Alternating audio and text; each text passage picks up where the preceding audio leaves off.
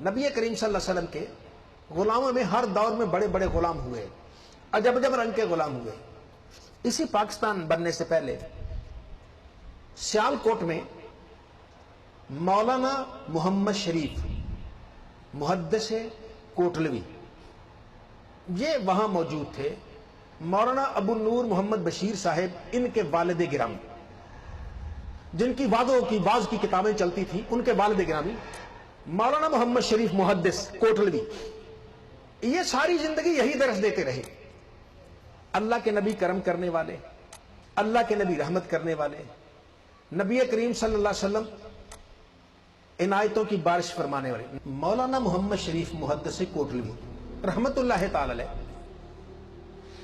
درس دیتے تھے، واعظ و نصیحت کرتے، زندگی گزر گئی، آخر عمر میں آپ کو فالج ہو گیا۔ یہ آخر عمر میں تکلیف ہو جانا، فالج نہیں، کسی اچھے اور برے ہونے کی نشانی نہیں۔ نیک بھی بیمار ہوتے ہیں یا بد بھی بیمار ہوتے ہیں، یہ اچھا اور برا ہونے کی کوئی نشانی نہیں، باہر اللہ کی تقدیر ہے۔ جیسے ادھر ہندو اور سکھ تھے، انہوں نے شور مچا دیا اپنے گردواروں پہ، مندروں میں، کہا مسلح روزانہ کہتا تھا میرا نبی یہ کر سکتا، میرا نبی واضح و نصیحت کرتا تھا، اس نے ہمارا ناک میں دم کیا ہوا تھا، اور تیرا نبی کدھر گیا؟ کیوں نہیں کہتا اسے آ کے ٹھیک کر دے؟ انہیں تانے دیے، یہ سنتے رہے۔ آخر ایک رات جمعہ کی رات تھی، اس رات میں ان کو اندر سے کچھ آواز آئی، اپنے بیٹے مولانا محمد بشیر ابو نور محمد بشیر رحمت اللہ علیہ ان سے کہنے لگے، بیٹا چارپائی کا رخ مدینہ شریف کی طرف کر دو۔ کر دیا۔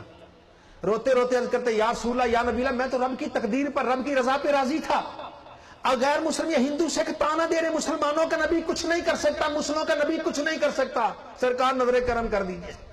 روتے روتے اسی عالم میں وہ سو گئے۔ سوتے ہی انہیں محسوس ہوا جیسے گھر کی سامنے کی دیوار ختم ہو رہی ہے، یہ فاصلے سمٹ رہے ہیں، یہ شہر، یہ صحرا، یہ دریا، یہ سب کچھ ختم ہو رہا ہے۔ وہیں بیٹھے بیٹھے کوٹلی لوہارا میں انہیں گنبد خضرا نظر آ جاتا ہے، انہیں سنہری جالیاں نظر آتی ہیں، سنہری جالی سے نکلتا نور نظر آیا۔ انہیں ہوش اس وقت آتا ہے جب ان کے گھر کی ہر اینٹ کہتی ہے، السلام علیکہ یا رسول اللہ، السلام علیکہ یا نبی اللہ، السلام علیکہ یا خیر خلق اللہ۔ یہ صدائیں بلند ہو گئی۔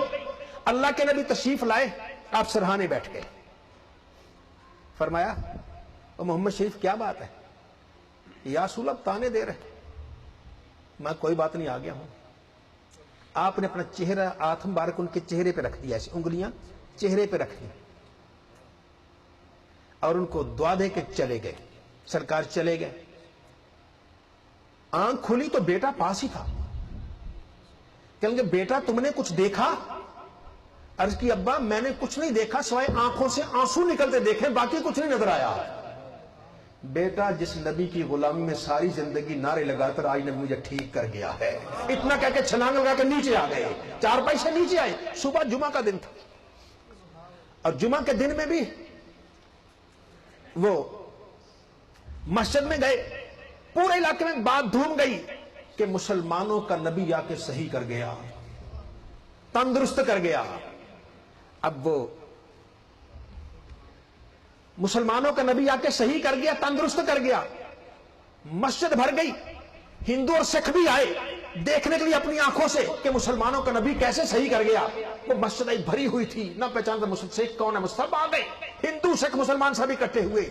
جیسے انہوں نے سارا منظر بیان کیا، ایسے میرے ساتھ رات ہوا۔ جیسے آخر میں پہنچے تو پوری کی پوری مسجد ہندو اور سکھوں سمیت کہتی ہے، لا الہ الا اللہ محمد رسول اللہ، سب کلمہ پڑھ کے مسلمان ہو جاتے ہیں۔ اور بیان کرتے ان کے چہرے پہ جہاں سرکار کی انگلیاں مبارک تھی، نیلے رنگ کا نور کئی دن تک نظر آتا رہا، نیلے رنگ کا نور کئی دن تک نظر آتا۔ یہ رحمت للعالمین ہے، ساری کائنات کے لیے رحمت ہے۔